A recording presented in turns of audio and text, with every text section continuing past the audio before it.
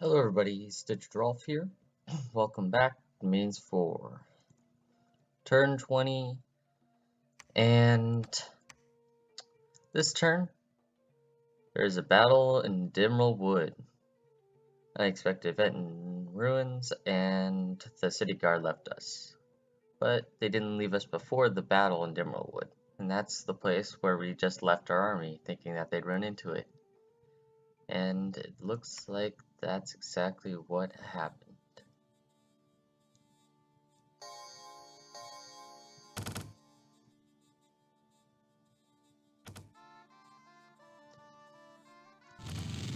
Doesn't look like the full force of like 170 or something is here, unless that's just a lot more Akronis than I think there are.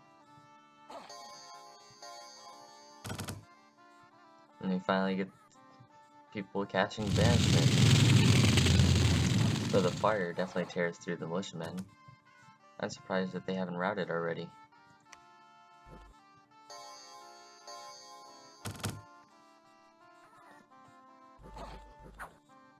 And archers. Actually, we're lucky to have archers because of the low protection values that their humans have. And also their Bakemonos, I guess, too.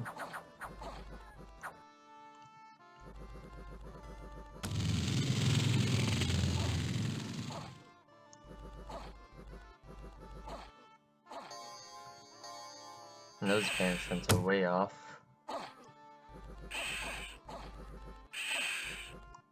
And our cavalry starts coming up the side.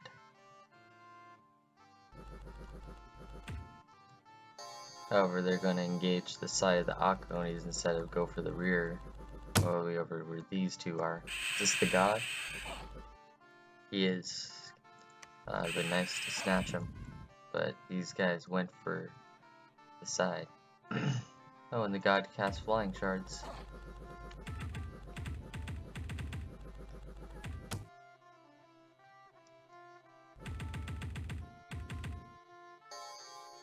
Unfortunately, do lose quite a few serpent dancers because of the only 5 protection they have. We don't lose them like as much as like we lose militiamen because they do have 16 defense skill.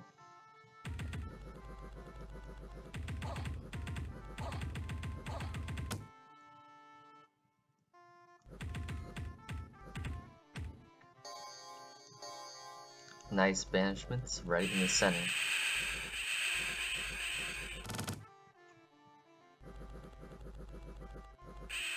This is really good for us because most of their troops are just attacking our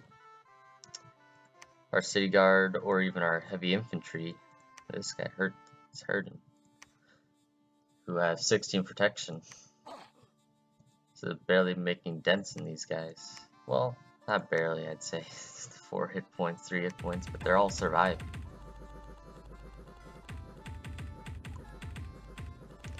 Our cavalry are basically surrounded as they put themselves in the middle of the enemies.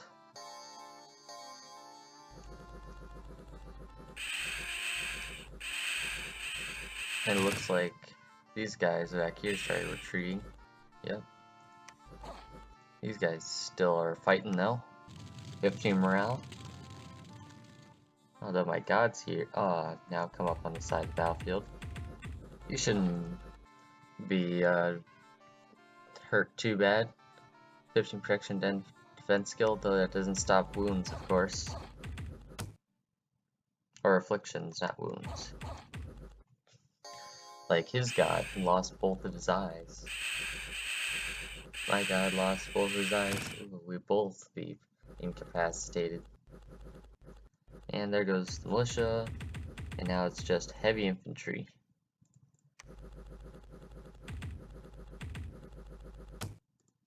And then put in double speed, as this is, I think, the cleanup. And I think they just started retreating.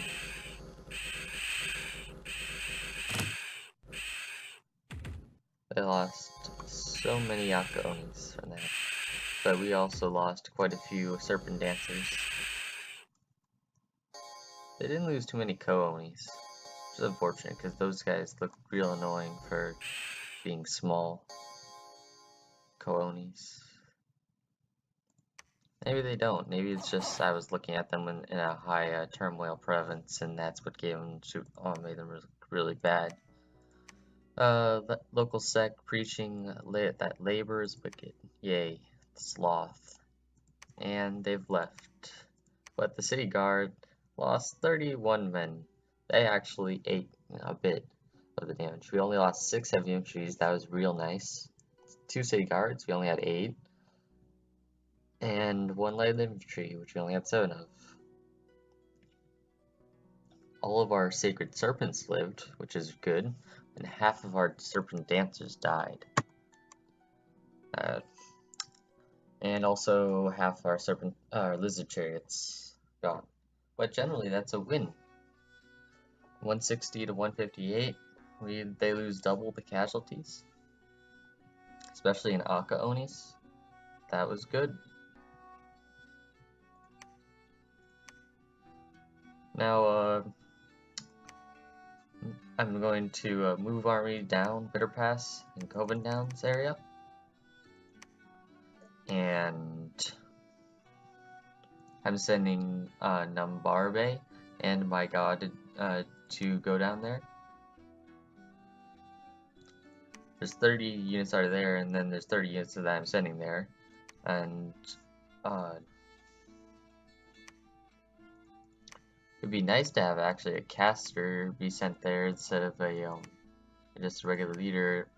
But the regular leader does give him extra morale. My god is there too. Or would it be better here? I think maybe it'd be better just to have one of these guys. Probably Ilbrat. Ilbrat will go down and the god Ilbrat and him go, and these guys will sit here and preach, or in my god's case, patrol. Because I have 57 units, and I could be moving on to here, and I wouldn't know if there's any units already in Poisonvale moving here, or if they just collect on Poisonvale again, like a repeat of when I chased them all the way down, and then they collected like 170 against my 130, so I backed off. So I've got lines of troops heading in. I'm recruiting another Sauromancer to replace Rimmon. I'm not going to send him down through ruins of Golsothic because it's asking for another diseased guy. What I'm probably going to do is I'm going to send him to Harwood probably and build a lab there so I could recruit reborns there to definitely increase my research capabilities. But right now, I think actually that would have to wait because this war.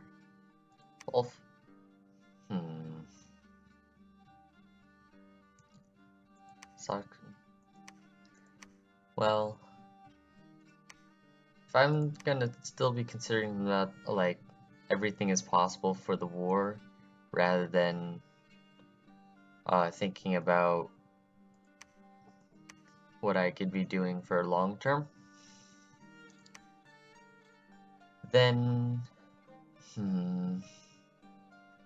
would it be better to have Sauromancer, or would it be better to have another High Priest? The more priests, the better. If I just get like, if I get 5-6 priests, High Priests recruited, and then like battle against his main forces, that'll like double the amount of banishments that were just being thrown upon his troops in that, which definitely helped.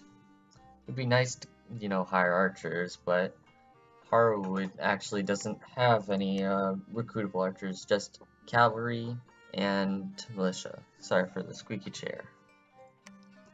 So that's real unfortunate.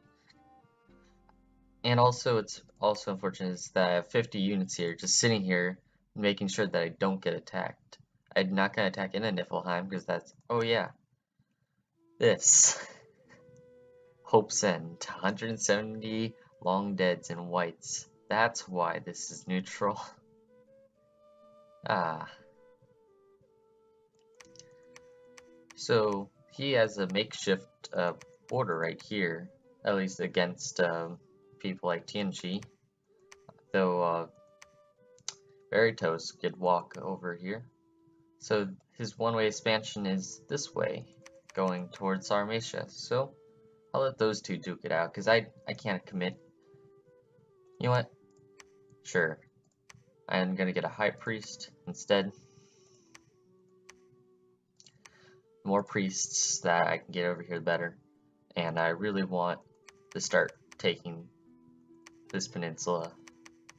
Well, the long term is taking this peninsula area about here, but like establish a foothold, Coven Downs, this area, and control these.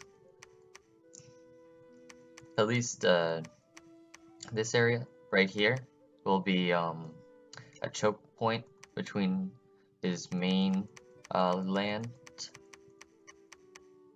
and right here is another choke point. So controlling these two choke points, and I probably won't build fortress or like, you know, palisades or stuff on them, because building palisades, it would take 4 months and 600 gold just to build, and for 2 of them, and for an area I'm already thinking about conquering. I think that it'd just be better to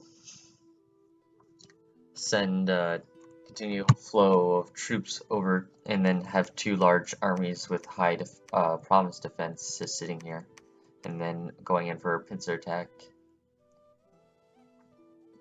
Unless, of course, he, you know, agrees to give up the land.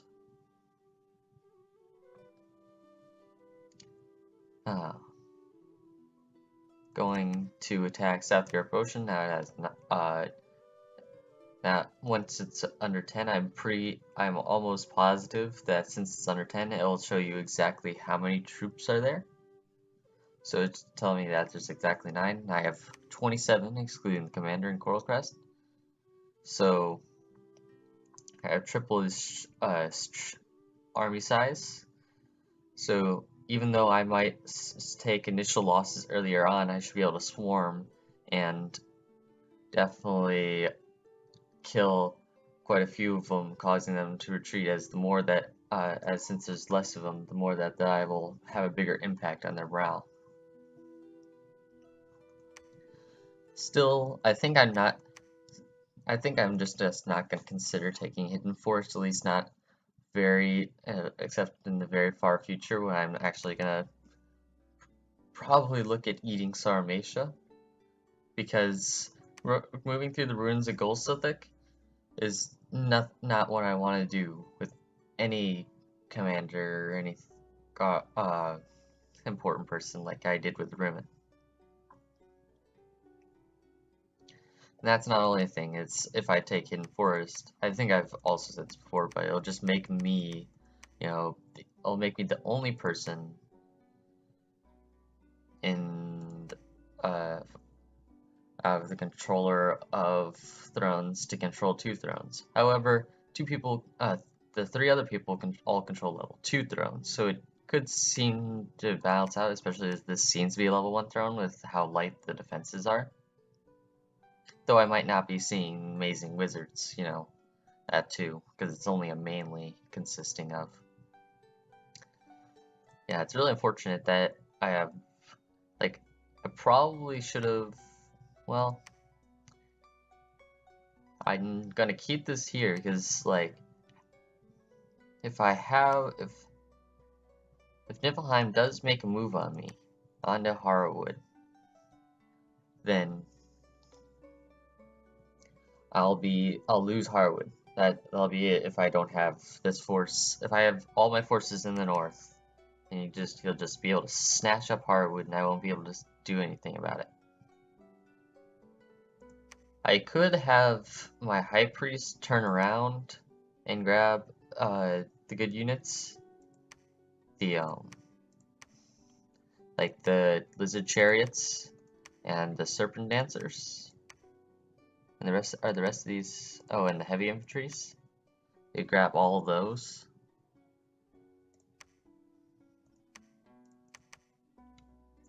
Huh. I think...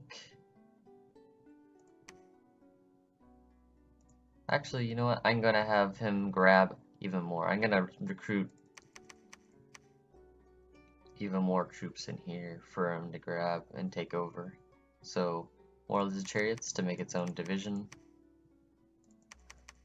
Or do I just want to have lots and lots of heavy infantries? I think